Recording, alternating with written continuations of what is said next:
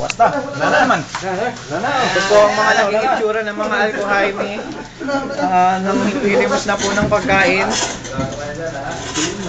Wala kasi pa, ano kayo? Pupunta lang kayo sa baling eh. Laro, mabasa pag maniligo tayo. Laro. Wala na, puro dito pa. Okay ka pa. Ay pa talaga to. Ano pa masasabi? Okay din. Okay. Ito lang po yung natanggap namin. Lace lang po. Wala nang iba. Anong klaseng gobyerno yan? Anong klaseng pang-gobyerno kayo? Meron? Wala kayo.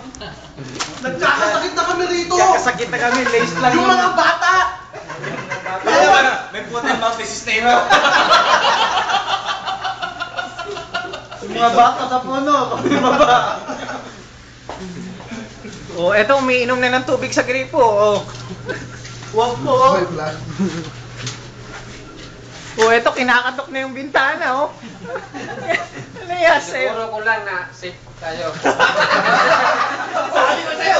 Ano? Nagsaka pa.